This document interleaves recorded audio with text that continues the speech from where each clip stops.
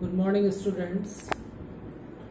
Last turn पे हम लोग ने रिलेशन चैप्टर शुरू किया था और अब नया टॉपिक हमको शुरू कराना है फंक्शन।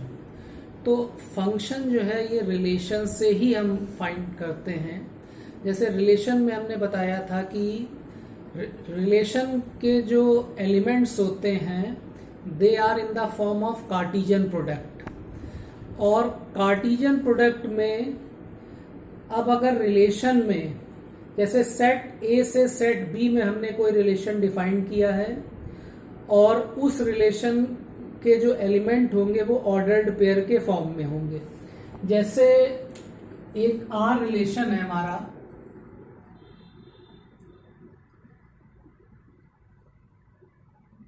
उसके एलिमेंट्स जो है वो ऑर्डर्ड पेयर के फॉर्म में होंगे।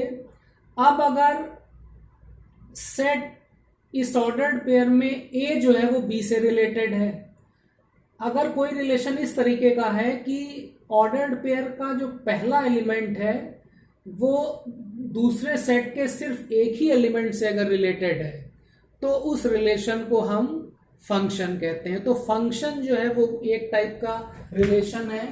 फंक्शन को हम ये डिफाइन कैसे करेंगे? A relation F from a set A to a set B is said to be a function if every element of set A has a one and only one image in B. Let F is a function from A to B and ordered pair A comma B belongs to this function F. Then B is called the image of A under F, and it is written like this: B is a image of A under the function F. तो function जो है वो भी एक type का relation है, और function में बस कंडीशन ये है कि ordered pair A comma B अगर फंक्शन को बिलोंग कर रहा है तो ये जो सेट A है इसकी यूनिक इमेज होगी, यानी ये सिर्फ एक एलिमेंट B से ही रिलेटेड होगा। अगर सिंपल वर्ड में हम कहें तो फंक्शन जो है वो एक टाइप की मशीन है। इस जैसे हम कहें कि let f is a function, या मैपिंग इसको हम कहते हैं। F is a function from A to B. F जो है वो सेट ए से सेट बी में एक फंक्शन है, तो इसको हम लिखेंगे ऐसे: f is a function from set A to B. ये जो फंक्शन f है ये सेट A और सेट B के एलिमेंट्स को आपस में रिलेट करेगा, और जिस रूल से हम सेट A और सेट B के एलिमेंट को आपस में रिलेट करेंगे that rule is called the function. इसको हम इस तरीके से भी कह सकते हैं कि फंक्शन जो है एक लाइक ए मशीन, इसमें हम वेरिएबल x जो है इस मशीन में इंसर्ट करेंगे तो हमको जो आउटपुट है वो fx मिलेगा। इसको और क्लियर समझने के लिए हम एक एग्जांपल लें।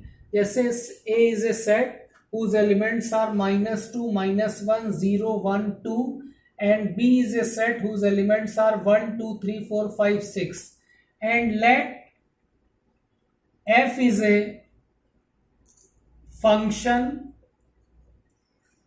from A to B। f जो है वो सेट A से सेट B में एक फंक्शन है, तो इसको मैथमेटिकल नोटेशन फॉर्म में जब लिखेंगे तो we will write like this: f is a function from set A to B defined by fx is equal to x square plus 1। यानी ये जो f हमारा फंक्शन है इसमें जब वेरिएबल x हम ले रहे हैं तो ये फंक्शन क्या कर रहा है? वेरिएबल का स्क्वायर करके उसमें 1 ऐड कर रहा है। तो अब इसका अगर हम वेन डायग्राम बनाएं तो ये सेट A है हमारा और ये सेट B है। सेट A के जो एलिमेंट है वो -2, -1, 0, 1 एंड 2।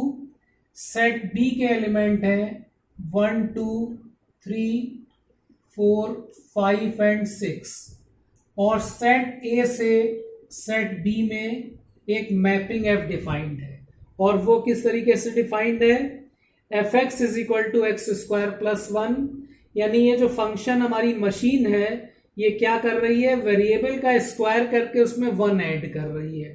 तो अब वेरिएबल्स क्या होंगे, वेरिएबल्स जो है वो सेट ए के एलिमेंट्स होंगे, यानी एक्स की जो वैल्यूज हम लेंगे वो -2, -1, 0, 1, 2, 3 लेंगे। तो पहला वेरिएबल हमारा क्या है, -2, तो एफ एक्स हमारा है एक्स स्क्वायर प्लस वन, तो पहला एलिमेंट है हमारा -2, तो एफ ऑफ -2 जो है वो हो जाएगा -2 square plus one, that is 5। तो ये फंक्शन क्या कर रहा है, -2 को 5 से रिलेट कर रहा है, या हम ये कह सकते हैं ऑर्डर्ड पेयर -2, 5 जो है वो इस रिलेशन f को बिलोंग कर रहा है, क्योंकि फंक्शन जो है वो भी एक टाइप का रिलेशन ही है।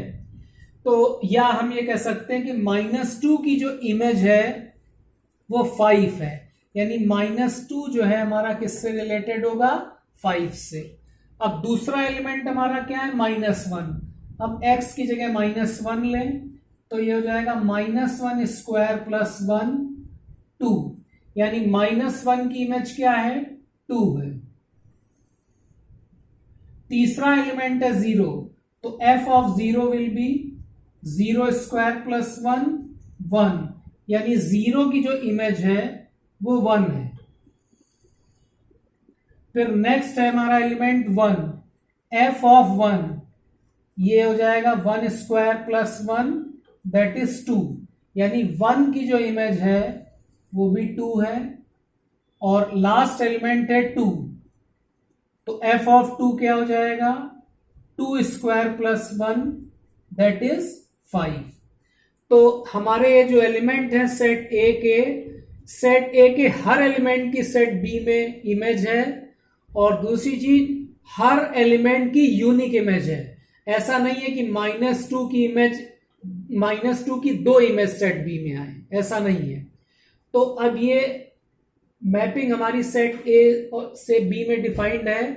अब इस मैपिंग का डोमेन क्या होगा, रेंज क्या होगा, ये मैपिंग हमने सेट ए से सेट बी में डिफाइन करी है, इसलिए सेट ए को हम कहेंगे डोमेन और सेट बी को कहेंगे कोडोमेन। यानी ये जो मैपिंग हमारी एफ है, इस मैपिंग एफ का जो डोमेन होगा, इसको नोटेशन फॉर्म में लिखेंगे, domain of the mapping f is set A, that is -1, -2, -1, 0, 1 and 2। Set B जो है ये कहलाता है कोडोमेन, यानी इस मैपिंग का कोडोमेन जो है वो हो जाएगा सेट बी 1, 2, 3, 4, 5 एंड 6। अब सेट बी के जितने भी एलिमेंट सेट ए के एलिमेंट से रिलेटेड होंगे उनका कलेक्शन कहलाएगा रेंज। तो सेट बी में 1 जो है वो 0 की इमेज है, 2 जो है वो -1 और 1 की इमेज है, और 5 जो है वो 2 की इमेज है। यानी इस मैपिंग की जो रेंज होगी, रेंज में हमारे सिर्फ 3 एलिमेंट आएंगे, 1, 2 एंड 5। तो स्टूडेंट किसी भी फंक्शन में डोमेन होगा, कोडोमेन होगा और रेंज होगा। तो रेंज जो है वो हमेशा कोडोमेन का सबसेट होती है। Range is always a subset of codomain. तो स्टूडेंट ये जो मैपिंग हमारी है, मैपिंग या इसको हम फंक्शन भी कहते हैं, इसकी कुछ कैरेक्टरिस्टिक्स हैं। पहली कैरेक्टरिस्टिक्स ये है कि अगर सेट ए से सेट बी में अगर हम मैपिंग डिफाइन कर रहे हैं तो सेट ए के हर एलिमेंट की सेट बी में इमेज होनी चाहिए। अगर किसी भी एलिमेंट की इमेज सेट बी में नहीं आ रही है तो फिर वो मैपिंग अनडिफाइंड हो जाएगी। सेकेंड प्रॉपर्टी ये है कि हर एलिमेंट की यूनिक इमेज होगी, ये नहीं है कि किसी एक एलिमेंट की 2 इमेज आए। हाँ, ये हो सकता है कि सेट बी के कुछ एलिमेंट ऐसे हों जो सेट ए के किसी भी एलिमेंट की इमेज ना हो। तो कोई भी मैपिंग अगर हम सेट ए से सेट बी में डिफाइन कर रहे हैं तो उसकी सबसे इंपॉर्टेंट दो कंडीशंस हैं। फर्स्ट कंडीशन ये है कि each and every element of set A must have image in set B and each element of set A must have a unique image in set B.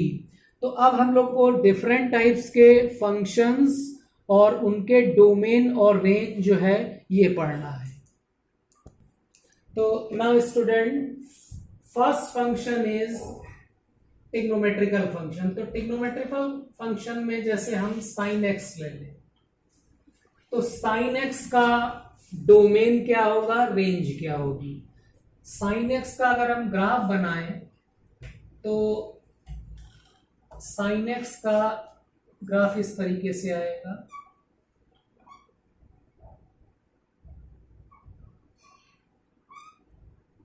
Highest value जो है वो +1 होगी और lowest value जो है वो -1 होगी। Student, किसी भी फंक्शन का ग्राफ जो है, हम ग्राफ से हम डोमेन और रेंज भी फाइंड कर सकते हैं। तो ग्राफ से डोमेन फाइंड करने का मतलब ये है कि एक्स एक्सेस पे जो एक्स की वैल्यूज होंगी वो डोमेन हो जाएंगी, वाई एक्सेस पे जो वाई की वैल्यूज आएंगी वो रेंज हो जाएंगी। जैसे ये हमारा फंक्शन है f x is equal to sine x, इसको अगर हम y इज इक्वल टू लिख दें तो अब यहां पे x की वैल्यू -∞ से +∞ तक हो सकती है। तो हम ये कहेंगे कि साइन एक्स का जो डोमेन है वो सेट ऑफ रियल नंबर होगा। सेट ऑफ रियल नंबर -∞ से +∞ होगा। रेंज का मतलब क्या हुआ, y पे वैल्यू। अब हमें ये पता है कि साइन एक्स की जो मैक्सिमम वैल्यू है वो +1 है, वो +1 π/2 पे आती है, और मिनिमम वैल्यू जो है वो -1 है, वो -π/2 पे या इसके मल्टीपल पे आएगी। तो इसका मतलब साइन एक्स की जो वैल्यू है वो हमेशा +1 और -1 के बीच में ऑक्सिलेट करती रहेगी, यानी +1 से ज्यादा वैल्यू नहीं होगी साइन एक्स की और -1 से कम वैल्यू नहीं होगी। तो इसलिए हम ये कहेंगे कि रेंज ऑफ द फंक्शन जो है वो -1 से 1 क्लोज इंटरवल। साइन एक्स का domain set of real number, range जो है वो क्लोज इंटरवल -1 to 1। फिर इसके बाद सेकंड फंक्शन है हमारा F x is equal to x square. F x is equal to x square का अगर हम ग्राफ बनाएं तो इसका जो ग्राफ है वो इस तरीके से आएगा। अब इस ग्राफ से ये क्लियर है कि x की वैल्यू निगेटिव भी हो सकती है, पॉजिटिव भी हो सकती है, लेकिन जो ग्राफ हमारा आ रहा है वो y एक्सिस के पॉजिटिव डायरेक्शन पे है, यानी y की जो वैल्यू आएगी वो हमेशा पॉजिटिव आएगी। तो इस f x is equal to x square का जो डोमेन होगा वो हो जाएगा सेट ऑफ रियल नंबर, और रेंज जो होगी वो set of positive real number. Set of real number -∞ से +∞, और set of positive real number जो है वो 0 से ∞। यहां पे हमने क्लोज इंटरवल लिया है क्योंकि फंक्शन की वैल्यू 0 हो सकती है। जब x की वैल्यू हम 0 रखेंगे, जैसे इसको y is equal to f x कहते हैं, तो जब x की वैल्यू 0 है तो y की वैल्यू कितनी आएगी, 0, यानी रेंज जो है वो 0 से ∞ या set of positive real number. Third function है हमारा F x is equal to x cube. अब F x is equal to x cube का अगर हम ग्राफ बनाएं तो इसका ग्राफ जो है या तो फर्स्ट क्वाड्रेंट में आएगा या थर्ड क्वाड्रेंट में आएगा। जैसे इसको y is equal to x cube अगर हम लें तो x की वैल्यू अगर पॉजिटिव है तो y की वैल्यू पॉजिटिव आएगी, x की वैल्यू निगेटिव है तो y की वैल्यू निगेटिव आएगी। यानी ये ग्राफ या तो फर्स्ट क्वाड्रेंट में होगा या थर्ड क्वाड्रेंट में होगा, और अप्रोक्सीमेटली इस फंक्शन का ग्राफ जो है वो इस तरीके से आएगा। तो स्टूडेंट डोमेन फाइंड करने का मतलब है एक्स एक्सिस पे वैल्यूज कहां से कहां तक जा रही हैं, रेंज फाइंड करने का मतलब है वाई एक्सिस पे वैल्यूज कहां से कहां तक जा रही हैं। तो इस ग्राफ से ये क्लियर है कि एक्स एक्सिस पे एक्स की वैल्यू जो है वो माइनस इंफिनिटी से प्लस इंफिनिटी तक है, इसी तरीके से वाई एक्सिस पे जो वैल्यूज है वो माइनस इंफिनिटी से प्लस इंफिनिटी तक है। तो हम ये कह सकते हैं कि इस फंक्शन का जो डोमेन होगा वो सेट ऑफ रियल नंबर और रेंज जो होगी वो भी सेट ऑफ रियल नंबर होगी। नेक्स्ट फंक्शन हम जैसे कंसीडर करें f x is equal to under root x, इसका अगर हमें ग्राफ बनाना है तो स्टूडेंट इस इक्वेशन से ये क्लियर है कि x की वैल्यू जो है वो निगेटिव नहीं होनी चाहिए, क्योंकि x की वैल्यू अगर हम निगेटिव लेंगे तो अंडर रूट निगेटिव हो जाएगा और वो एक इमेजिनरी नंबर आ जाएगा। इसका मतलब इसका जब हम ग्राफ बनाएंगे तो हमें सिर्फ x एक्सिस की पॉजिटिव वैल्यूज लेनी है, और जब x की पॉजिटिव वैल्यूज लेंगे तो अंडर रूट x की वैल्यूज भी पॉजिटिव आएंगी। तो यानी इसका जो ग्राफ होगा हमारा वो इस तरीके से होगा। और हम ये देख सकते हैं अब इस फंक्शन का डोमेन हमें फाइंड करना है, तो इस फंक्शन में x की वैल्यू 0 से इंफिनिटी तक जा रही है, इसी तरीके से y की वैल्यू 0 से इंफिनिटी तक जा रही है। तो इस फंक्शन का जो डोमेन होगा वो डोमेन हो जाएगा set of positive real number यानी 0 से इंफिनिटी, और रेंज जो होगी वो भी set of positive real number हो जाएगी 0 से इंफिनिटी। तो स्टूडेंट किसी भी फंक्शन का डोमेन और रेंज हम ग्राफ मेथड से भी फाइंड कर सकते हैं। एक और इंटरेस्टिंग एग्जांपल ले हम, ये graph number 4, 5, now 6 is fx is equal to mod x। mod x पता है तुम लोग को, it is a absolute value या पॉजिटिव वैल्यू। mod x को हम डिफाइन करते हैं mod x equal to x when x is greater than or equal to 0 and this is minus x when x is less than 0।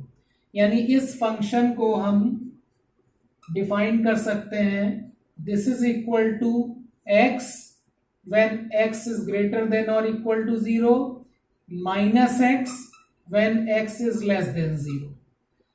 तो mod x जो है, mod x में हमारी दो स्ट्रेट लाइन आएंगी, एक y is equal to x when x is greater than or equal to 0 और second straight line होगी y is equal to minus x when x is negative। तो y is equal to mod x का अगर हम graph बनाएं तो y is equal to mod x का graph जो है it consist of two straight line starting from the origin. ये लाइन है हमारी y is equal to x और ये लाइन कब है when x is greater than or equal to 0। This line is y is equal to minus x and this line is when x is negative। तो अब इस function का domain range अगर हम निकालें तो देखो अब स्टूडेंट x की वैल्यू नेगेटिव भी हो सकती है, पॉजिटिव भी हो सकती है, लेकिन y की वैल्यू जो है वो हमेशा पॉजिटिव आ रही है। यानी mod x का जो डोमेन होगा हमारा वो हो जाएगा set of real number minus infinity to plus infinity, और रेंज ऑफ द फंक्शन जो है वो set of positive real number 0 to infinity. तो ये mod x का डोमेन और रेंज हो जाए। Next function is logarithmic function log x to the base e।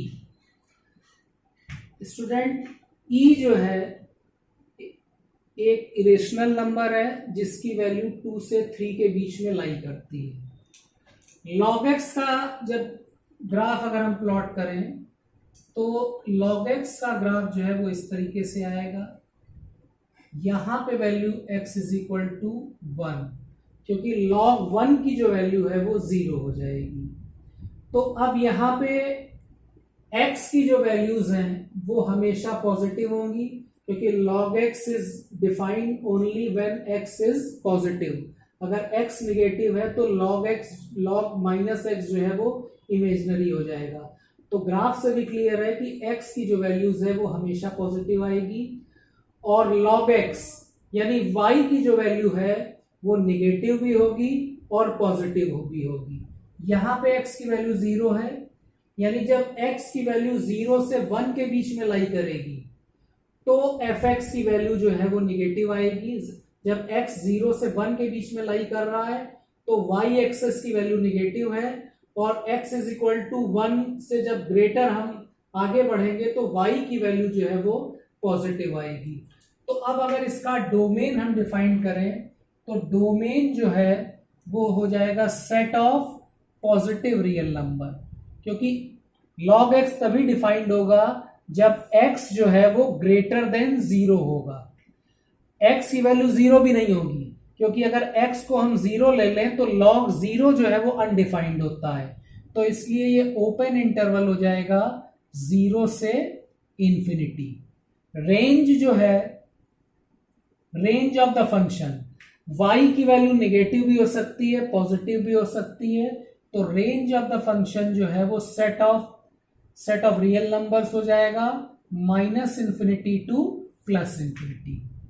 एक और एग्जांपल लें हम एक्सपोनेंशियल फंक्शन का, जैसे fx is equal to e to the power x, ये this is called a exponential function. और इसका अगर हम ग्राफ प्लॉट करें तो इसका ग्राफ जो है वो इस तरीके से आएगा। ग्राफ से क्लियर है कि x की वैल्यू निगेटिव भी होगी, पॉजिटिव भी होगी, लेकिन y की वैल्यू जो है वो हमेशा पॉजिटिव आएगी। तो यानी e to the power x का जो डोमेन होगा, domain of the function set of real number from minus infinity to plus infinity, और रेंज जो आएगी वो 0 से प्लस इंफिनिटी एक्सक्लूडिंग 0, क्योंकि e to the power x की वैल्यू कभी भी 0 नहीं हो सकती। तो ये इसकी जो रेंज आएगी वो 0 से इंफिनिटी तक आएगी। तो स्टूडेंट्स, कुछ फंक्शंस हमने डिस्कस किए हैं जिनका डोमेन और रेंज ये मैंने आपको बताया है। अब इसी को नेक्स्ट टर्न पे हम लोग कंटिन्यू करेंगे, और फंक्शन पे बेस्ड जो एक्सरसाइज है वो नेक्स्ट टर्न पे हम लोग करेंगे। असाइनमेंट में कुछ सॉल्व एग्जांपल्स मैंने दिए हैं, वो आप लोग को पढ़ने हैं और कॉपी में करने हैं।